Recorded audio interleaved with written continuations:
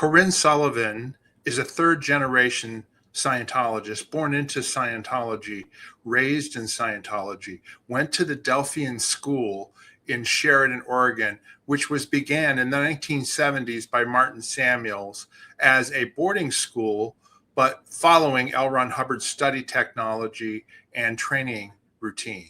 She became the valedictorian of her high school class at the Delphian School, and then later joined the Sea Organization and served for many years at Celebrity Center International, and then was the president of the Celebrity Center in Nashville, Tennessee.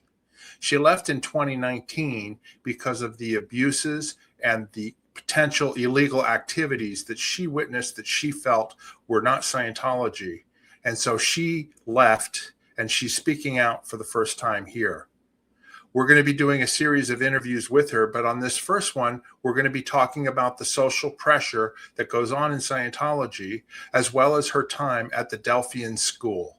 We think you're going to find it informative.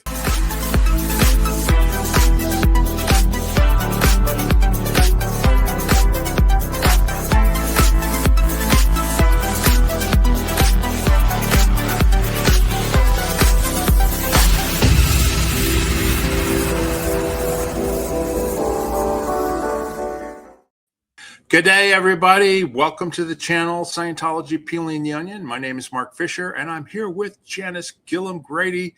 Good day, Janis. How you doing today? I'm doing good, Mark. Good day, everybody.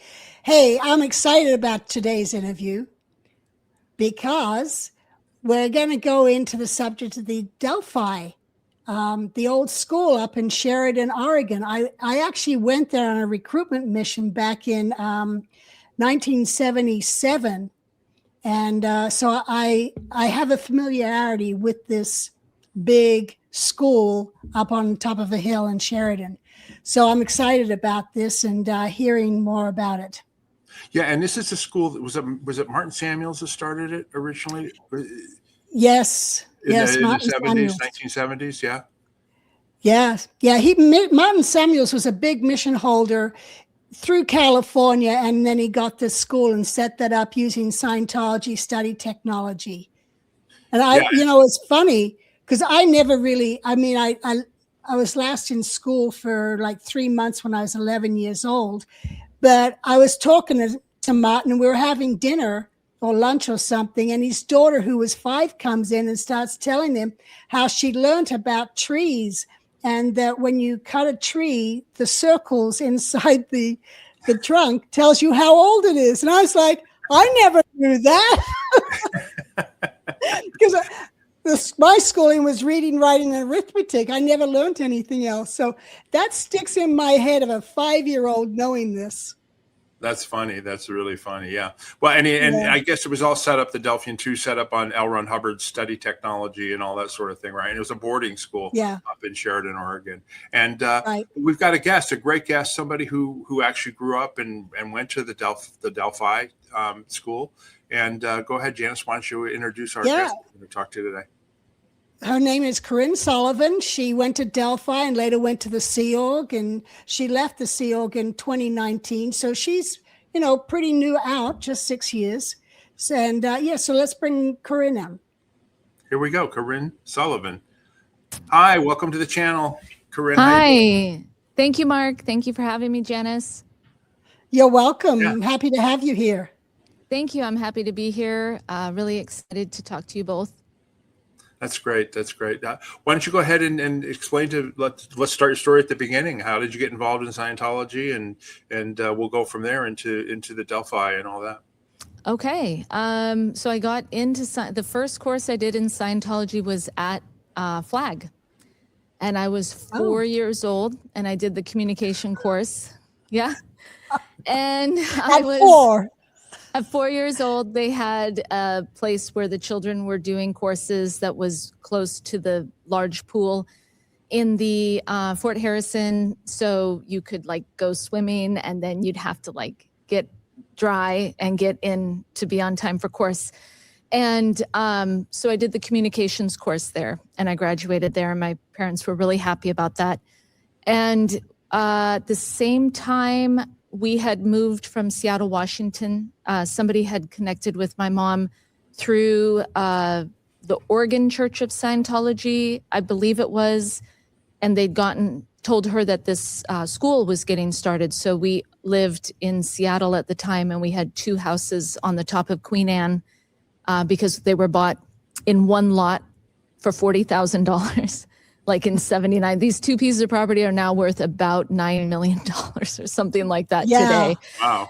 So my father at the time was a merchant marine, and he was a port engineer in Seattle. So it was a total lifestyle change. And we went out to rural Oregon, and somebody had sold my mom a blueberry farm, and it was 50 acres. And so what ended up happening was my dad was back at sea, and my mom was in this place area that is, there's no demographic other than white America in this place. And my mom is coming from Seattle, which is a lot more of a mix of different types of personalities. And since she's a Scientologist and she was born into Scientology,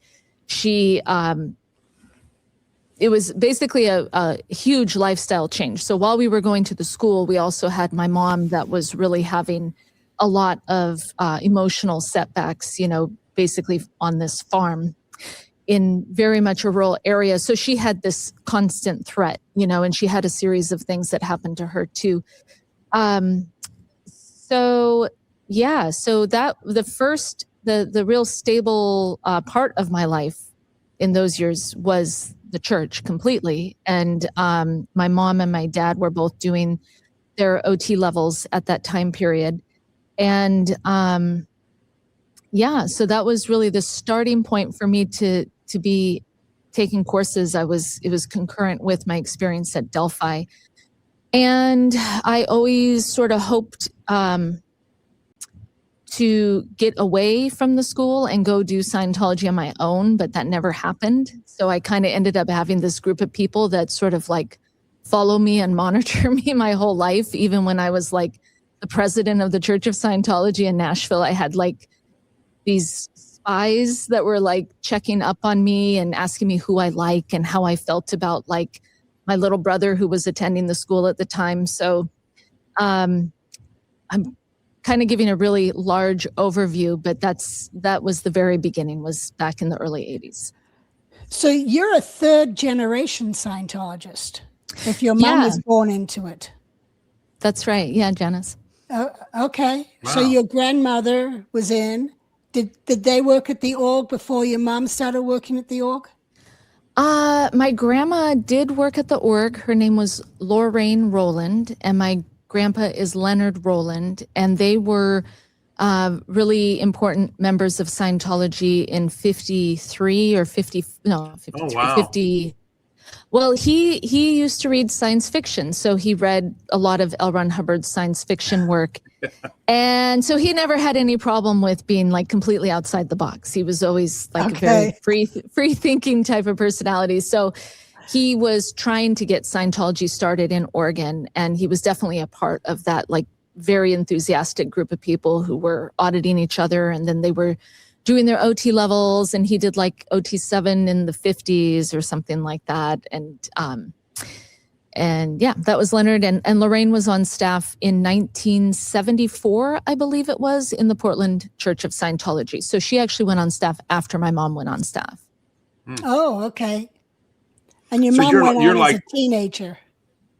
She went on staff at about 16. So I think that was 69, 70 or something like that, 1970, 1969. Yeah. So similar to Janis's, Janis was born into Scientology too. That was all that you knew as a child, right? In other words, there was no other, that was your environment, right? Well, except that my dad has this really large Roman Catholic family. So he was very much exterior to all of the social pressure. Mm-hmm.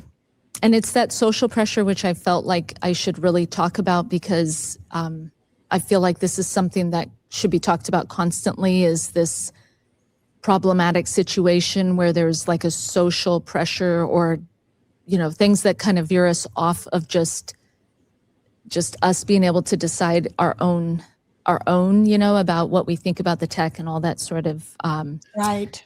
things. Go ahead. Yeah. Go into it. Yeah, go ahead. Well, Yeah. you know, primarily like when I was going through high school, so my dad was gone all the time, like 11 months out of the year, he'd be on a ship just to pay for my brother and I to attend this school. And when I was about 12 or 13, I really wanted to go do training and I really wanted to go up the bridge. And I couldn't because we had to graduate Delphi. So then it was another like 3 to 4 years paying $15,000 to $30,000 a year just for my education. So, so that was a problem for me. And I couldn't leave because of the financial commitment that we had already made to the school. And if I had left in those years, which I really should have done because of just things that weren't right for me for what I needed, I would have been a totally different person. I would have been, you know, I'm 46, I'd be looking back on a totally different story over the last 30 years. So, but I did stick it out. So I ended up staying in this school situation. And then when I was working for the church, which I started working when I was 17, I was selling books. So I was selling books through Bridge Publications for 2 years from age 17 to 19. And then I was selling books and courses as the public servicing secretary at CC, at Celebrity Center International, starting in 1998. And so I was sort of like a renegade because I've always been trying to not be a part of like where everybody is going. Like it's just in my nature. I'm always trying to be like doing my own thing. And I felt like I was always trying to like get in my own little room so I could like study the books, you know, and like go in session. But there wasn't any way for me to actually ever do that, even after 22 years. So at that point, I just was like, you know, I literally have given my best, like all of my gumption to making this work. And there are definite problems where the actual, there's too much strong-arming people and using very plastic social garbage to like get, you know, something very short term without keeping the actual goal in mind, which would be, of course, like training great auditors and having a lot of auditing happening everywhere. So I kind of started to look at, you know, this is really illegal because you can't just have something that people donate, you know, like $5 million to, right? Or me, 22 years of my life, and then just say, well, we just decided we're going to do it this way because we get to decide. And I'm really ready to go to the carpet on that one because it's not okay. You can't do that in the United States from my perspective, where you just lie and then change something. Anyways, are you talking about the donations and getting people to donate money rather than spending money on going up the bridge and doing training and auditing and that type of thing? Yeah, well, I guess what I'm saying is that there's been these problems where people were, well, like Janis's stories. I mean, it starts back in the 90s, and I'm aware more of when I was the president of the church. You know, I heard about Mike Rinder and Leah Remini, and I couldn't even get like data about it. I couldn't get hardcore facts about what was happening. And that lack of being able to access data about what was happening when I'm the president of the church in Tennessee and supported fully by, you know, it put my life at risk. I feel like I could argue that. So I think these problems all go back to really blatant breaking the law, and then a person doesn't have a way to actually handle it. And I just think it's interesting as I looked at it from that perspective of, okay, who broke the law? You know, like really broke the law, like, you know, putting someone in a situation where they cannot leave, or, you know, using data files to extract money. These things are actually illegal in this country. So in the last year, maybe since 2023, I've been looking at everything from a totally different standpoint, which is just, you know, who do I know who really seriously, what did I see? What did I, you know, witness myself really illegal? And that's where I started to really have a totally, ice cold viewpoint of what happened when I was at Delphi, because it really started with manipulation and just flagrantly illegal activity at that point. Right. I was just going to say, that's kind of why we left in 1990, because we were at the top of management and Hubbard had died and Miscavige had taken over. I worked for him for the last 6.5 years I was there. And I just went, he's not practicing Scientology anymore and it's going crazy. And so we had to leave because we could see the writing on the wall. And then it got much worse after we left. All this donation and all of this, ripping people off and this and that all started afterwards. But that's why we left, is because we believed in Scientology still at the time, and now we're on Hubbard, but we could not deal with David Miscavige and what the direction that management was going. And it sounds like that carried on. And, of course, you wouldn't have known about this because you weren't up at the international base or anything like that. Right. Yeah. And I never have actually met David Miscavige. I shook his hand when the org opened in Nashville, but I've never had any direct dealings with him at all. And and more recently in the last 15 years, I'm always thinking, the problematic people are really obvious at the level I'm working at, which was specifically Celebrity Center International, with Dave Pettit having like complete mental breakdowns, like 5 times, maybe 20 times in one day, screaming at staff, screaming at women, threatening people, really illegal activity. He physically, assaulted me. It would be physical assault, like pushing me, or like one time he was hitting me. And so we tend to think like, let's just keep going and make it go right. And it's totally like slavery. It's like you can't stop it and fix it ever. So but yeah, I understand that. And my viewpoint now of a story like yours, Mark, and yours, Janis, is very different now, because life has taught me that scrutinizing someone's complaints, especially when it has to do with things like being locked up, without your authorization or without following the actual church policy. These are incredibly important matters that should be like heavily investigated, and all the findings should be published if you're going to say it's Scientology. And so that's my viewpoint on that. Yeah. Well, that's part of why we're doing this whole YouTube thing in these interviews with people, because even I tell the story of being locked up for 11 days back in 1978. Well, what you're saying reminds me of when I was locked up for 11 days, against my will, because I didn't want to do the project force. And that was back in 1978. And then, Sue talked me back into doing it, because I'm like, I'm leaving, but no one would let me go. And that's why I was locked up. And then finally, when Mary Sue wrote me, I said, okay, I'll stay. Then they took the guards off me and I started doing the RPF. But you don't realize, or I didn't know, that there was such a thing as human rights, because having grown up on a ship, going to cadet school and just doing reading, writing, and arithmetic, I knew nothing about human rights. Mm-hmm. And even when I came to the US at 19 years old, I didn't know I had any rights. So when I was locked up at 21, okay, I'm in Scientology, this is what happens. And that's how you get that think going. And even later, when Miscavige had taken over, I was noticing what few freedoms I did have were being infringed upon and taken away. No liberties would get canceled. Friday night movies would get canceled. Parties would get canceled. And it was just all these social things, or time for yourself, kept being taken away. And that's where I was finally, you know what? I'm pregnant. I'm not going to say anything, because I'm going to end up in ethics for months. And I'm like, I'm not telling anyone. And I just got the hell out of there. Wow.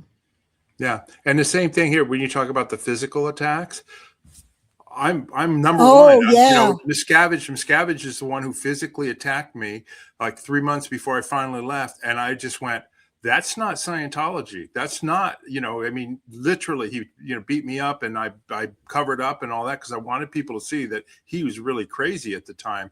And I am different than you guys because I graduated high school. I didn't get involved in Scientology until I was a teenager in high school. So I did know about my rights and this and that, but I still was a true believer. And I went, man, you know what? I'm not going to put up with this. And that was one of the reasons why I decided to leave. And it got worse after that. I mean, we found out all of that. That became modus operandi. Obviously, it carried on all the way through to you, Corinne, years later with Dave Pettit, where, oh, well, we've got this thing here that justifies beating people up. It's just crazy, Right.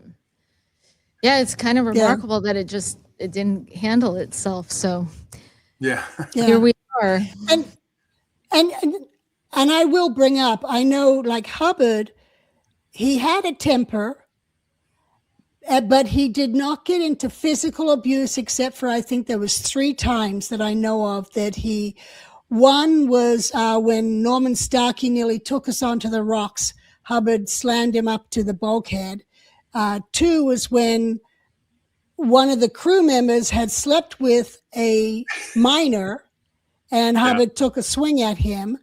And then another one was with Otto Roos, where Otto was saying that Hubbard had rock slams in his PC folder, and Hubbard took a swing at him, but Otto jumped out of the way. Those are the 3 times I know Hubbard physically hit somebody in all the years that I knew him. But otherwise, his abuse was more of the mental through yelling. Yeah. But not the physical. Or throwing well, people I'm glad you overboard. said that. I'm glad you said that because, I'm just glad you said that, Janis, because sometimes, stories get like exaggerated. And so you could hear like Hubbard was a real man killer, like a murderer, he fought with a grizzly. You don't know what he might have done to like just a regular staff member or something. So, right. But, to hear just those specific incidences after you spent so much time with him is actually kind of nice to hear that that's all you saw. Yeah. Right. Well, there were other things, where there was sleep, being deprived of sleep and people having to stay up or, in the mud box, cleaning out the mud box as a penalty. Chain locker. The chain locker. There was stuff like that, but I'm just talking physically hitting someone. But there is other stuff that Hubbard did do that is against human rights. But then, at the time I justified it going, well, the Navy has the brig, and when someone comes drunk, they throw them down in the brig, which is the equivalent of the chain locker. But, and that's as a child of 11 years old watching this going on. I get that. Yeah. I mean, I always think, that growing up in Oregon, there is a lot of, might and brawn and tough talk. And, the use of like pressure and force to get things done is very odd. For me, for like something LRH would have gone through, I have always just sort of automatically forgiven him for everything because life is so crappy without Scientology, that's just how I've always felt, I'm like, it's way worse without it, but I would only attribute that, I would only give that forgiveness to him because he actually is going through something that I have never even tried to do myself. Like he does a thing that is not understandable to me. But to everybody else, no one else has the right to dramatize like they are gonna kill you. And it's really hard for me, was hard for me for those years to feel like I was supposed to forgive people that weren't Ron, but they felt like they should be treated just the same because they're like the head, like Dave Pettit, like we're just supposed to automatically forgive him. And I wouldn't, but I would pretty much forgive Ron for everything because he did something that is worth it, but nobody else did that. So.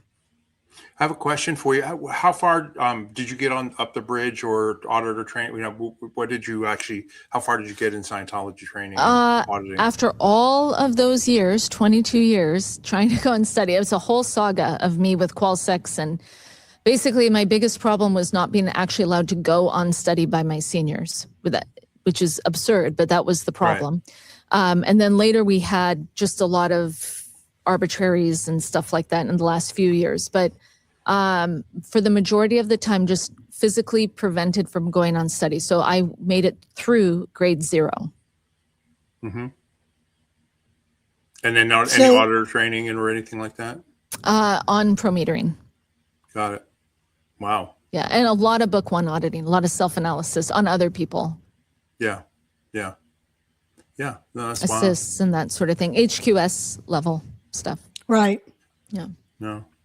Yeah, I know it's pretty amazing because, you know, Janis and I, we actually went up the bridge, you know, as staff members or whatever. And, you know, I had a lot of wins in Scientology auditing. I'm no longer a Scientologist, obviously. Right. But I don't deny my wins. You know what I mean? So the things that I actually gained and the abilities I gained, I don't discount them. Even though I found out all this other stuff about Hubbard after I left Scientology, do you know what I mean? Yeah, it's still, that's good. I'm not gonna devalue the gains that I had, you know, on the auditing that I did receive, because they made me a better person in many ways. So, but you know, it's kind of like, you know, you have to kind of separate out the bad from the good. You know what I mean? I always use this analogy. If somebody has a cure for cancer, you're not going to care if they had 3 extra wives and this and that because they cured your cancer. I'm being very, very, you know, broad about that, but it's kind of like the same thing. I'm not going to throw the baby out with the bathwater. There's a lot of despicable things that I learned about him later on, and lies that he told and things like that. But then there's other things that were really good that I, you know, still benefited from. So anyway. That's good. That's good. Yeah, that's cool. I have a family member who voiced something similar. You know, they just had such gains from their auditing that they're not having the trouble they were before. But then what happened later was so absurd, you know? Yeah. Did you know that Janis's mother was the one that started Celebrity Center? Did you know that? Yeah. Yeah, of course. Yeah. Yeah. Did they talk about her at all? Janis, I want to ask. Yeah, since you know, we're at Celebrity Center and International and Nashville and all that. I mean, because Yvonne died in 1978, you know what I mean? But do they even talk about Yvonne anymore after we left? Yes. Yeah. Her advices were, when we started Celebrity Center Nashville, this horrible person named Shane was basically sent up to INT to collect like all of her advices, but I never got them. That is not true. One time when I was visiting at Celebrity Center International from Nashville, they brought in a packet of her advices, and I actually got to read all of the advices one after the other. Are these advices from Hubbard to her, or that she wrote? Sorry, from Hubbard to her, and then there were some responses, that sort of thing. Okay. Right. Yeah. So there was an attempt to exhume her legacy. Did you know when she passed away, Hubbard actually sent down an advice or an order to make Celebrity Center a shrine for her? No. See, it's funny because I talked to Amy Scobie, who was the Watchdog Committee Celebrity Center, and she did all the renovations on CC, and she never knew that. And that's because David Miscavige obviously made sure that advice was not given to anyone. Wow. And what was I going to say? Oh, yeah.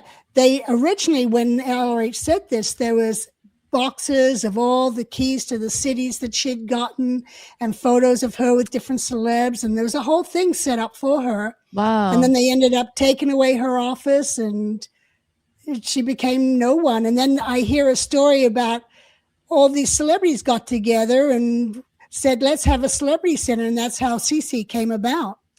Really? Which is not correct. It came about when she was at AOLA, Advanced Organization Los Angeles. She was the commanding officer there, and she was being replaced. And that's when, and while she was there, she had a separate file on the different celebrities that she dealt with as the commanding officer of the advanced org, like Peggy Lipton and Stephen Boyd and, different old celebs. So she then asked Hubbard, she said, I'd like to set up something for celebrities.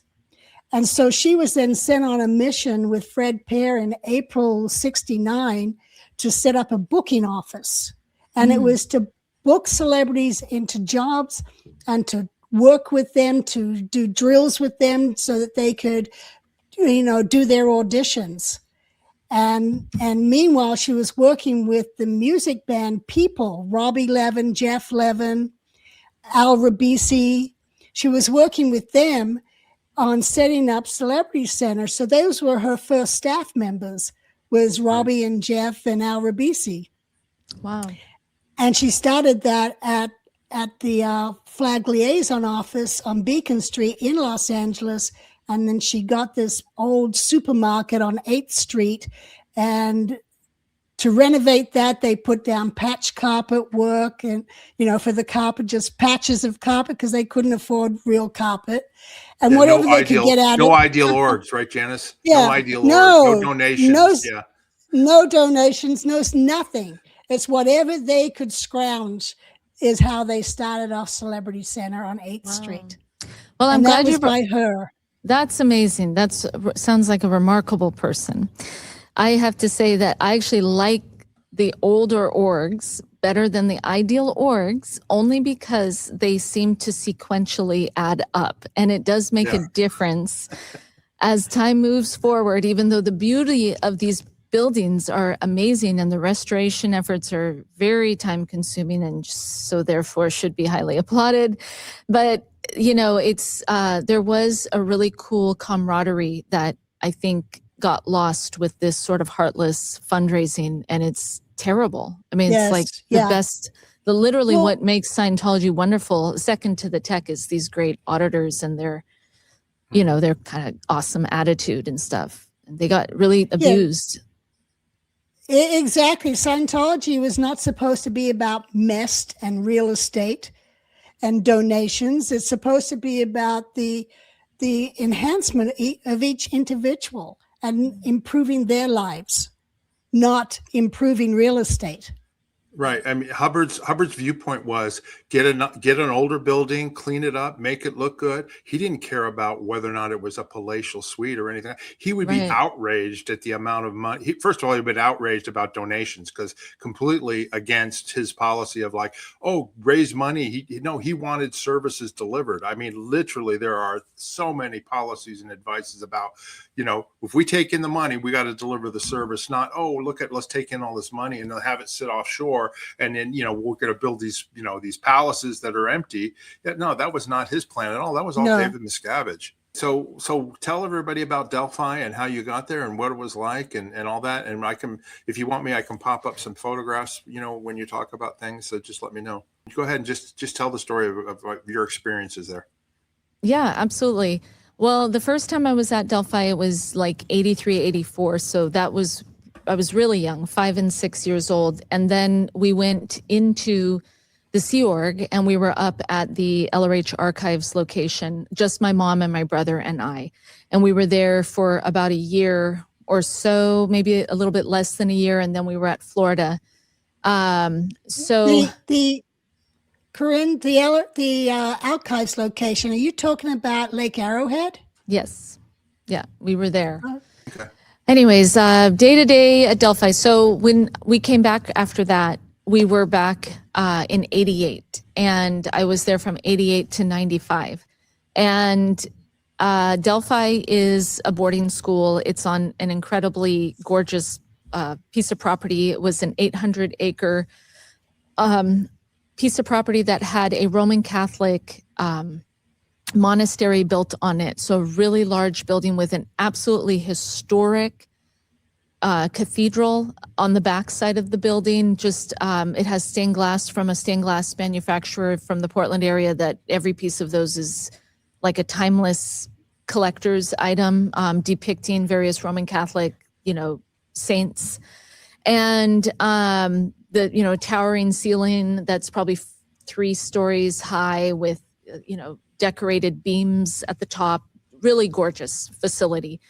So that property was acquired in the 70s. And so when I got there, I was really running to make the most out of my dad's pennies and dimes and dollars, you know, that were going into being able to keep me going to the school. And so I was pretty much up there all the time that I could be up there. And I started in elementary school, which was Form 3. And I did Form 3, 4, 5, 6, 7, and 8. And I graduated as the top person at the school. And I still am today the #1 person in terms of achievements. And that's important to me. That's why I'm on the cover of the Delphian. I was very well known for sort of just setting record after record. And during the time, though, that I was there, I had such a problem with a particular group of very well-placed, you could say, opinion leaders, parents and staff, and their children at the school. It's staff who were parents and had children at the school. And these girls and boys had no justice at all brought on them for their actions. Or if they had justice, it was just because they had all gotten in a fight with each other. So they were sort of throwing mud at each other, and then it would settle down, and then they'd be back in a big fight with each other. And that was always sort of going on like over there. You know, it wasn't a part of my life because I was really able to get a lot done because I wasn't boarding at the school. I went home every day to my mom, and I wasn't a part of this staff problem where they were really vicious with each other. The kids and the adults as well. And I know this because when I would try to be friends I was friends with all of them. If I'd be hanging out with one of them, like Tikasia Phelps, whose father, Ray Phelps, is on like the original paperwork for the building being incorporated under the Delphian School, you know, she started to talk to me about problems she had. And then I told those to Corey Kircham. And not like trying to third party him, but she just had a similar problem. And I said, oh, well, TK has something similar. But little did I know that these two bodies, these families were at like odds with each other. So this would happen between like the Otts and the Noskos. And there were like just vicious hatreds amongst these different families. And then my mom had like Butch Nosko showing up at her house, which was like 15 minutes away because I was friends with their kids. And so I was hearing things. So all of that was incredibly stressful, like throughout all of my childhood. And I was at the LRH archives before then, and that really taught me to run, you know, from danger because there was these groups of young kids that were up there that were really violent to me and my brother. So I just always had a viewpoint of running for my life. Can you, like when you were doing courses and stuff, can you let our viewers know, because a lot of our viewers are not Scientologists, like doing courses there, it's not like having a teacher there just lecturing all day, right? In other words, you had like check sheets and it was like a Scientology type of course? Yeah. Lots of good things I could say about that. At that time period, they had some pretty awesome people in the curriculum department putting very cohesive courses together. And I don't think it's like that anymore, at least in 2011. I looked through all of the check sheets and they were really watered down. But at that time when I was there, they had a lot of really great courses. So yeah, and you would basically have like a form. So when I arrived there, I was assigned to Form 3, and there were all these courses that I had to get through on the major topics. And then there are additional practical courses that you could do. And you could pick and choose a little bit on your additional courses, but you had like the meat and potatoes that everybody had to study. And then a few times a week, you would have like a literature event where everyone was reading a book together over a period of a month or two. I think Lord of the Rings was one of the books that we did in a lit seminar on Form 4, and or The Hobbit was The Hobbit. So like a meatier book that, you know, we kind of went through as a group, and we read like 2 to 6 chapters every week. And then, of course, the facility is in this really prime location where there's, you know, a lot of ample room for running around. There's great like places to engage in sports, and so you could do a lot. You could do a lot. But one thing is that in that great facility, you also had kids that were really upset about being there at all. Yeah, that's the Delphi. That's the varsity. Is that it? That was actually the 94 team. No, Is that volleyball? that is the, let's see here. What year is that? Oh, that is the champion team, I guess. I just see one person there that I didn't think was on it, but maybe she was. Is that volleyball? Yeah, that is volleyball. And yeah, we were the state champion for 1995.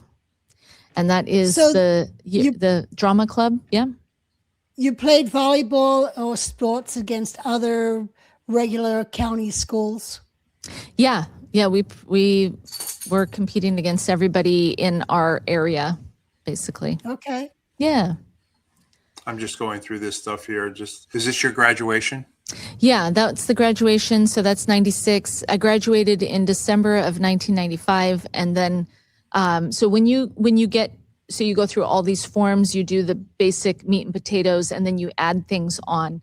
So by the time I was in like 14, 15, I was trying to add on every single thing I possibly could. So I did like a double major.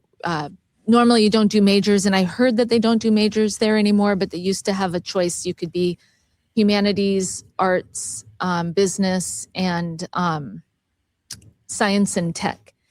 And I did arts and business. And so you'd have to do a whole bunch of credits for each one of those in order to graduate, plus a whole collection of courses. So I did both of those. And then I was going for honors, and I got invited to honors. And then I did the 100 hours that are required to graduate with honors. So I did a lot. And what is the irony is that there was this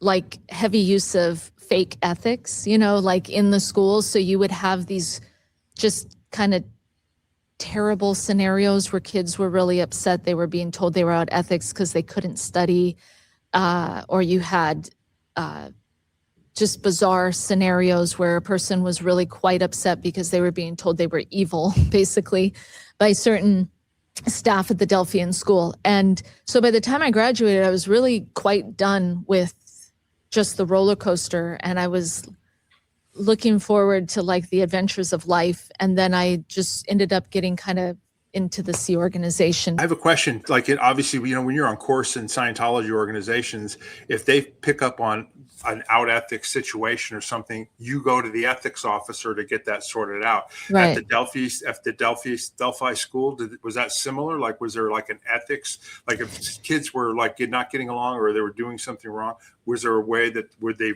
put over to, you know, address that, or was that not existent?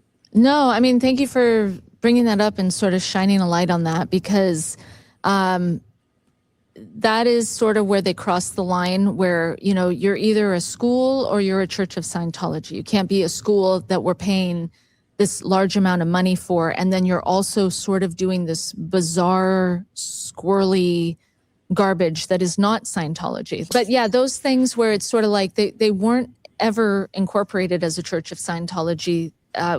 It's a money-making facility or an educational facility, which you could say is not for profit for sure in the state of Oregon. But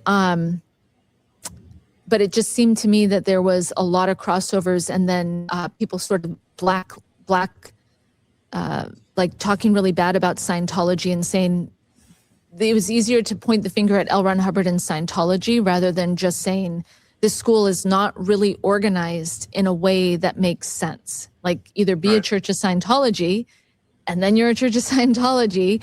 But if you can't be a Church of Scientology, do not pretend you are a Church of Scientology by saying you are a lower school, middle school, and high school. Just like one or the other. Yeah, my understanding when it was first being set up, it was supposed to be a school, which would be run like a regular school. However, the study tech was Scientology study tech. Everything else was supposed to be a regular school. See, I think that's where they were really like just really sleazy and slimeball bullshit artists, basically. Excuse my French, but okay. just real garbage. Yeah, bad news. So yuck, fest. Well, you know, it's interesting because I know growing up, I noticed Scientology tech for a Scientology organization. Scientologists would take that and apply it to themselves as a family or an individual. But like, here's a perfect example. When we went to England, I was 10 years old, and my mom leaves and joins the Sea Org, and my dad's left raising 3 kids.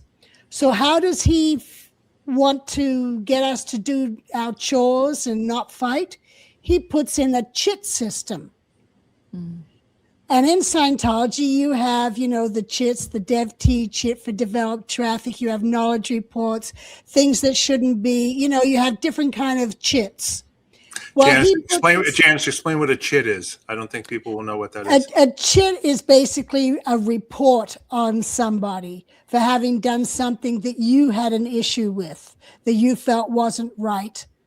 And so what ended up happening is we had little envelopes on the wall with our names on it, and we'd get into these chit fights. Right. I would you chit and your brother. And my sister. I would chit my sister for making me give her a horsey ride, you know. And she would chit me for not giving her a horsey ride. And then she'd chit my brother for defending me. And it just went in this wild circle of writing chits on each other. And Right. even on staff, you call it chit wars, you know, or a chit fight.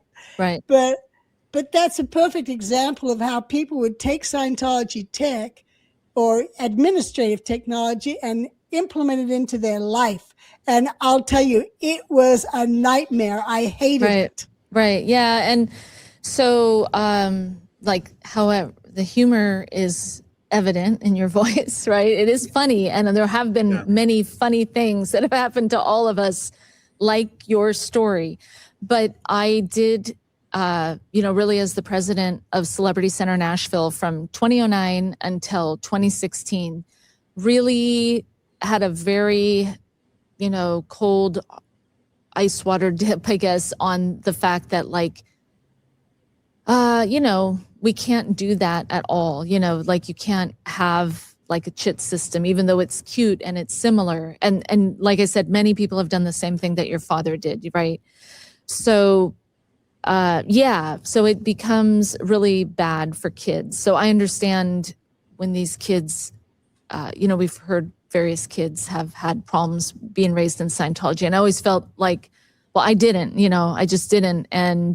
But it's easy to, if you laugh it off, if you get the kids to laugh it off, or your mom's just as confused as you are, there's all these points where we just sort of aren't really actually doing Scientology.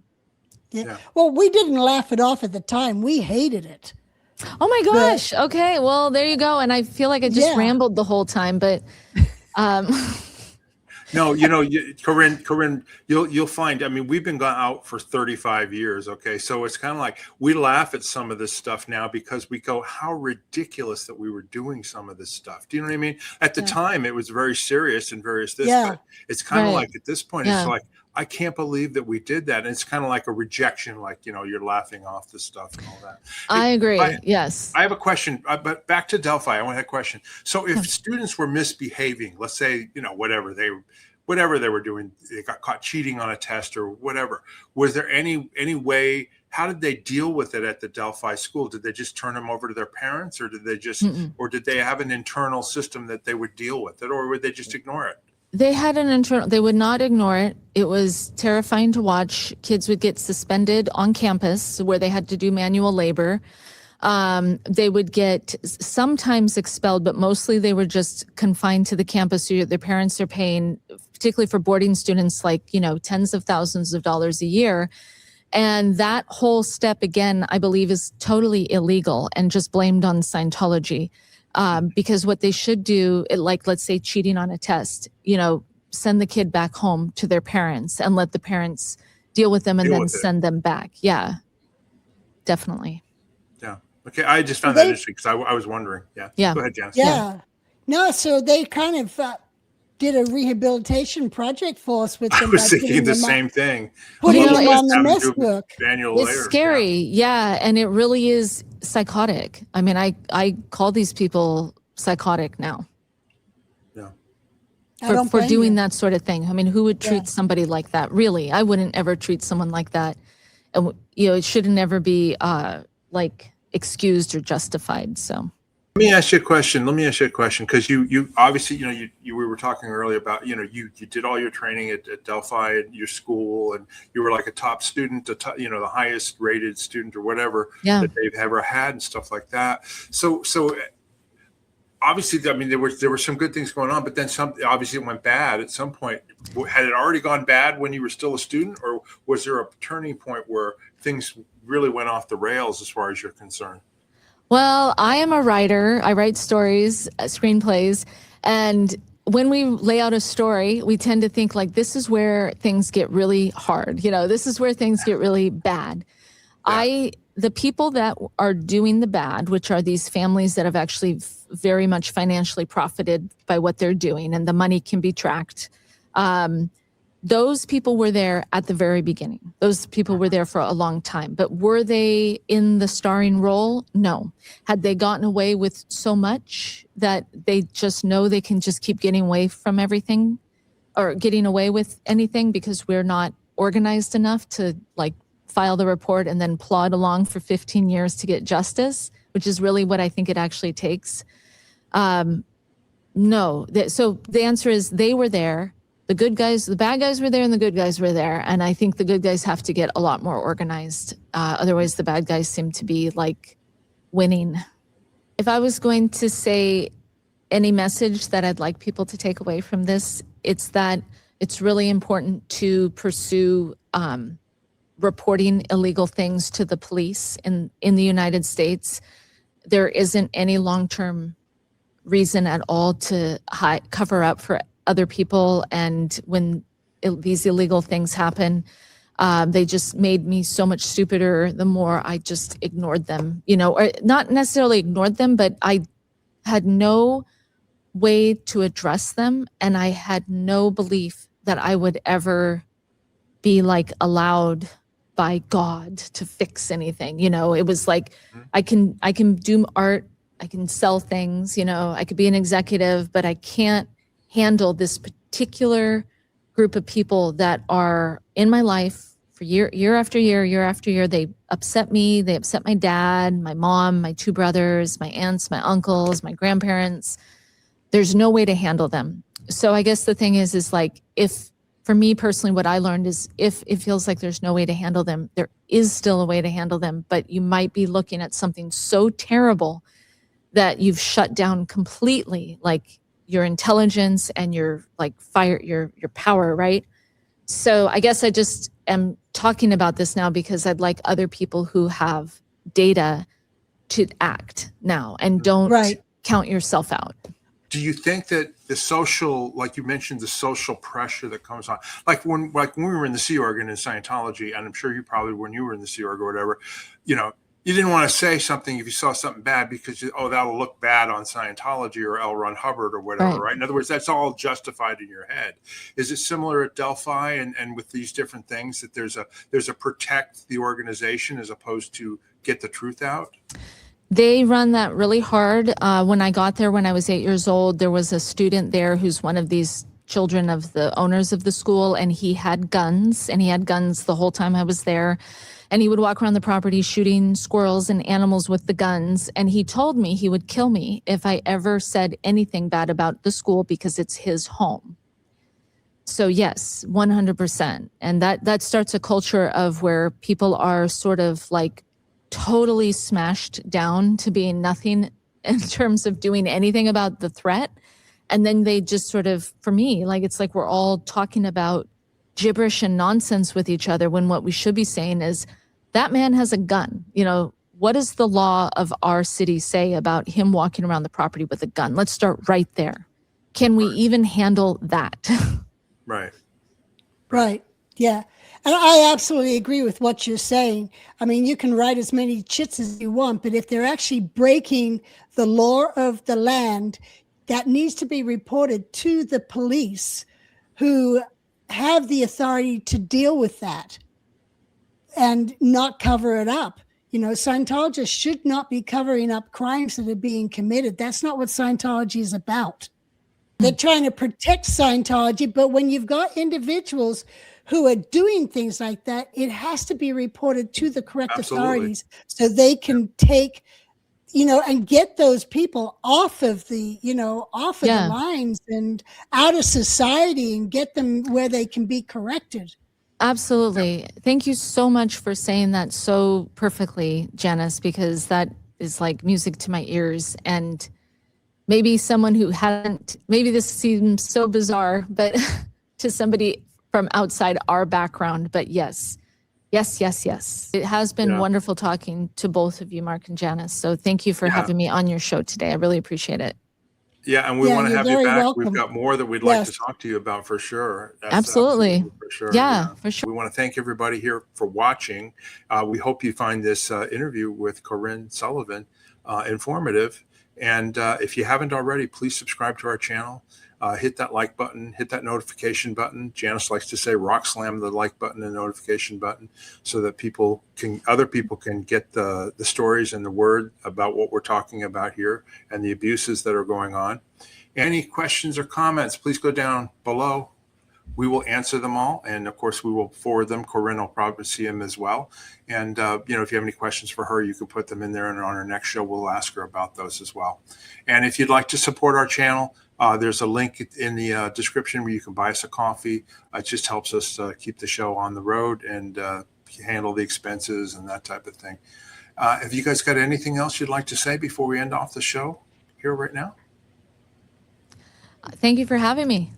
No, we would love it. No, I have. This has been very fascinating story, and you obviously have a lot of things still that we'd like to ask you about. And you know, you cross a lot of areas that we know about because Janis and her mother at Celebrity Center. You know what I mean?